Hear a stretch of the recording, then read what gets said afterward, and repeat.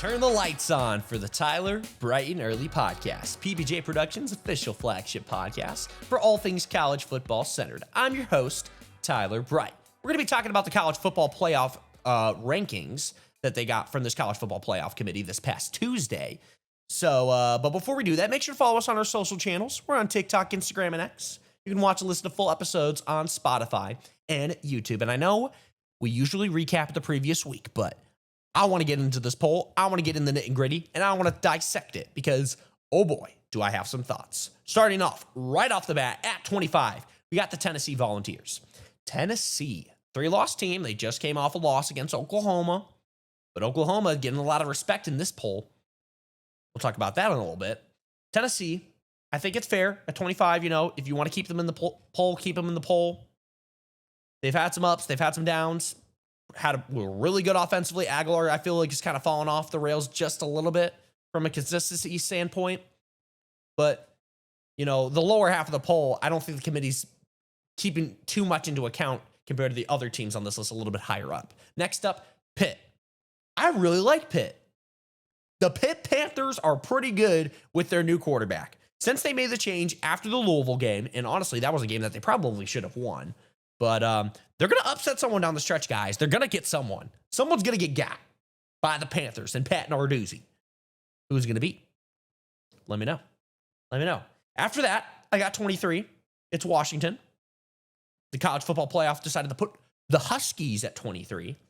And they've lost to the teams that they're supposed to lose to, and they've done really well in the games that they've won. Jonah Coleman, beast. Absolute unit at the running back position. Not a huge frame, but he's just a dog for them. One of the superstars on that team. But they lost to Ohio State and Michigan. So, you know, can't really discredit them that much. Missouri is next at 22. Bo Pribula's hurt. How are they going to respond, especially against Texas A&M this week? Zollers did pretty good this past week, but how is he going to do against the Aggies in this defensive line? More on that in a bit. After that, I got 21 at Michigan, or 21 Michigan is ranked from the college. I keep treating this like it's my poll. This is not my poll. Farthest from that. This is the College Football Playoff Committee's poll, and Michigan is at 21. And only losses are to USC and Oklahoma. Pretty respectable losses. A lot of people predicted that at the beginning of the season. Bryce Underwood's looking really good. It's just everyone knows that they face Ohio State later in the season, and although they've had Ohio State's number as of late, Ohio State just looks like the best team in the country right now. So a lot of people are kind of looking forward, you know, and that's the other thing too with these rankings. A lot of it has to go on how they see this team finishing out the season too. You know, whether the committee takes that into account, I can only assume that they do. But yeah, Sharon Moore and company, they're a good team, just not a great team. At 20, though, probably the biggest surprise a lot of people have been saying about the poll, the Iowa Hawkeyes. I like it. I think they're really good defensively. I think Gronowski is a great runner and a great game manager. Now, is he going to win you games is the question. But it totally fits on brand for this Iowa Hawkeyes program. And based on the people who they have on the committee this year, I'm not surprised at all. I'm not surprised at all. You can go and take a look for the list of the names yourself, but a lot of Big Ten, a couple of former Big Ten coaches, you know, Big Ten ADs, you know, the Hawkeyes at 20. It's kind of interesting because the AP poll didn't have them in at all, and here they are at 20. So getting some respect for the Hawkeyes and Kirk Ferentz. You know, Phil Parker, one of the best names in the coaching profession, the defensive coordinator for the Iowa Hawkeyes. How about those Hawkeyes? How about that? So after that, at 19, got USC. USC is a great team. Probably the fourth best team in the Big Ten, depending on who you ask. But I would say fourth or third, kind of around that. Yeah, because you got Ohio State, Indiana, Oregon. Yeah, I would say four. I would say the four. Definitely the four. But got the win against Michigan. You know, not much to say about USC. You know, it's Lincoln Riley. They're always going to be good on offense. Can they be good at defense? And that's pretty much going to be the story. But right now, they're just not on the same par. They're just a tier below the best teams in the Big Ten. So after that, got Miami stumbling down to 18. Now, Is Miami's season finished? Technically, no. I think it's pretty much toast for the playoff, but unless they go to Charlotte. And there's still a path for them to go to Charlotte. They got a lot of work to do coming off the loss against SMU, but they can still get there. It's still possible. It's still in the cards. Just need a lot of things to go in their way, but I'm starting to cross off the Miami Hurricanes. After Miami, got Georgia Tech at 17. And Georgia Tech just came off a loss to NC State. NC State came ready to play, guys. I mean, that's pretty much plain and simple, you know. And we'll talk about Virginia in a little bit, but NC State beat them in a non-conference game. Kind of interesting how that dynamic worked out and how they were able to do that. I don't know, but you can do whatever you want. But NC State upsets Georgia Tech. But I still like Georgia Tech. I think there's a chance of guys, Georgia Tech could upset Georgia. It could happen. It could happen. I like Haynes King. I like Brent Key. I like Buster Faulkner. Great group of guys for the Yellow Jackets. Can they handle their business? You know, I think this team's obviously they're a lot better than last season, and I thought they were pretty good last season. And they came really close to beating Georgia last season as well. So, gotta finish business if you want to head to Charlotte. Vanderbilt is at 16. The Vanderbilt Commodores coming off the loss to Texas, a little bit brutal, but I think it pretty much squandered Diego Pavia's chance of winning the Heisman. I think that's out the door at this point, guys. I mean, I think it's a two-man race right now, and I'll touch on those two later. But Vanderbilt's still a great team, and they still have, I believe they still have a path to Atlanta. So, I mean, obviously they're at 16. They can still have a shot to the playoff. Anyway, number 15, yours truly, Louisville Cardinals. You know, 15. I honestly, I don't think it's a terrible ranking. I just think the team's above it, and how far above them they are, little interesting. And I will say Louisville has been playing close with these teams that are not very good. Virginia Tech has already fired their head coach. They were kind of playing around with them for a little bit. Boston College, same thing. But they're 7-1, guys. They're 7-1. They're a great team in the ACC. And the fact that you have a bunch of Big 12 teams that, like, it really shows that, like, they really respect the Big 12. This playoff committee does. That not so much for the ACC. And I don't necessarily blame them. Because right after Louisville, you have Virginia, who is Louisville's only loss on the season is to the Virginia Cavaliers team. They're a little bit fraudulent, I believe. I think they're going to lose another game. I do. But you got to give credit to Tony Elliott and the squad. They've been able to win these games when they needed to. So whether I believe in them or not, they have been getting the job done. And they're right there at 14. My issue is Utah. Utah at 13. You know, they're a 2-loss team. And I think they've had a pretty tough schedule. But I don't know. Just putting them really, like, I don't know. I would have put Louisville ahead of Utah. Even though, yes, I am a U of L grad. And you know, Utah played really close against BYU, but I don't know, man. This just not it. Just not it. I wouldn't have done it. If you look at Utah, let's just go through their schedule real quick. Utah football. Go with their schedule and just take a look at it. Obviously, a trouncing win against Cincinnati. Great win. Not discrediting that. You lost 34-10 to Texas Tech, and then you just lost in the Holy War to BYU 24-21. That was close, but I'll talk about BYU in a little bit. Trust me. They played really well, but other than that, their teams that they played aren't that strong. Yes, you blew out Arizona State, but I don't know. Arizona State's not the same team that they were last year. Cincinnati, I think, has been a little bit overrated, but, you know, they were ranked for a reason. I don't know. 13's a little bit rich for me. After that, Oklahoma. Not going to argue with that much there. Got Oklahoma there. Just came off beating Tennessee. Still have a path to the SEC after kind of dashing Tennessee's chances to go to Atlanta. They got a shot right there. Mateer, can he finish the job? Can he stay consistent? That's going to be the big question. After that, you got Texas right ahead of them at 11.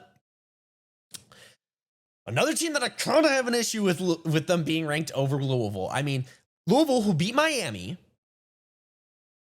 only losses to Virginia, where Texas's loss is to, okay, number 1 Ohio State, but their other losses to Florida, guys. And Florida fired Billy Napier. This is a Florida team that, has not looked very great, although hasn't quit. I'll give them credit there. But Texas lost that game and has been playing around with a couple of these teams in the SEC, like with Kentucky and Mississippi State, and just, I don't know, 11. But they did beat Oklahoma, so they're really respecting the they're kind of respecting the head-to-head matchups, as you can see right there. Obviously, Virginia beat Louisville, so they put them a spot above. Texas beat Oklahoma, so they put them a spot up. So, I get it, and I can't really fault them for that. So, Texas is at 11. Notre Dame at 10, and I'm sorry. Why is Notre Dame ranked 5 spots ahead of the Cardinals? Why are they 5 spots ahead of Louisville? I really just don't understand it, because you have 2 losses. Now, yes, their 2 losses were basically at the end of the games in both their Miami game and their other game against Texas A&M. But Louisville beat Miami. Notre Dame lost to Miami and has 2 losses. Why are they ahead of Louisville? Because outside of those 2 games that they lost, their schedule hasn't been that much better, if at all better, than Louisville's. I don't have the FPI up because I feel like the FPI is a little bit, it's not exactly the most accurate when it comes to that, balancing schedules. And that was the big thing for this committee, was looking at their strengths of records, focusing not so much on strength of schedule, clearly, because, we'll see another team that's coming up in a bit when it comes to strength of schedule. They pretty much took no account into that one for how high they are. But I just don't get it. I just don't get it, man. I don't get it. But Notre Dame, big brand. Texas, big brand. Sometimes that gives you the edge. Not saying that it did necessarily. Maybe there is a statistic that proves that. But yeah, that's how I feel about that. Oregon, number 9. They played tough against Indiana. Their schedule, I'm just not thrilled with the Oregon schedule. I get it, though, because Oregon's looked pretty good. I don't think they're as good as last season. Played close against Indiana, but Indiana just had more explosive plays to win the game. Dante Moore, how is he going to handle? How is he going to produce the rest of the way, especially in this next game against Iowa? This is going to be a key game for the Ducks. Going to be a key game. Going to be. At 8, Texas Tech. I think Texas Tech right now is the best team in the Big 12. And while this weekend will be very telling if they lose to BYU. By the way, College Game Day, BYU, Texas Tech. Tune in for that one. But I like Texas Tech. They did really well. Trounce Utah. You got to put someone in the top 10 from that conference. The Big 12, it's getting a lot of respect, as it should. They're respecting records, and I get it. And we'll kind of see why they may be respecting records a lot more than usual in a little bit. After that, BYU at 7. I get it, guys. I get it. They're undefeated. And I don't want to beat around the bush too hard and just keep hammering in on this. But let's take a look at BYU's schedule. Let's just take a look at BYU's schedule, just like we did Utah's. The state of Utah is just going to love me after this episode, aren't they? Okay. So when I'm looking at it, Portland State, Stanford, East Carolina, who's up there in the American, Colorado by 3 points, West Virginia, who does look better, Arizona, Utah, they're good, they're ranked, Iowa State, How are they 7 though? To me, I personally would not put BYU in the top 10. I would put Texas Tech, so I can't push that too hard, but I think Texas Tech is better than BYU, and I'm rolling with them this weekend. I'm picking Texas Tech. I'm picking the Red Raiders. Sorry, jumping the gun a little bit on my picks, but Bear Bachmeier, he looks great. They're a great team, but they've faced nobody. They really haven't. I don't know. Utah is the only one that really stands out to me that they played. It's the only one, guys. It's the only one. And then after that, you got Ole Miss at 6. You got Georgia at 5, you got Alabama 4, A&M 3, Indiana 2, and Ohio State 1. The top 6, I don't have a problem with. It's really just that middle spot right there. And this playoff, guys, it's very similar. And kind of what I've kind of been mentioning this whole time is like, I want to pose this question to you guys. Should the college football playoff go back to being a BCS formula? BCS formula, BCS format? A lot of people are going to be like, what are you talking about? Absolutely not. Guys, so there's this, I don't know if any of you are familiar with this, but there's this Twitter handle. It's called BCS Know How. And basically what they do is they do the rankings of how the BCS formula would be with the rankings if they were used today. Guys, it's virtually similar to what this college football playoff committee format is. I'll rattle them off real quickly here. So at 25, Iowa State, Washington, Memphis at 23, Tennessee, Missouri, USC, Michigan at 19, Miami, Georgia Tech, Utah, Vanderbilt at 15, Virginia, Louisville, Oklahoma, Texas, Notre Dame at 10, Texas Tech, BYU, Oregon, Ole Miss, Georgia at 5. Georgia at 5, Alabama at 4, A&M at 3, Indiana at 2, and Ohio State at 1. Like, my issue is with this committee is like, how much are they going into the statistics that are making up this ranking? Like, why are they choosing this? Okay, we decided to do this ranking on strength of record. Well, why are you choosing strength of record is what I want to know the answer to. Why are you choosing strength of record as the formula? Why are you using strength of schedule as the format? At least with the BCS, we could kind of gauge. Well, we really couldn't because there were only 2 teams. But like with 12 teams, you could totally do it. It makes way more sense to do a BCS format with 12 teams versus 2.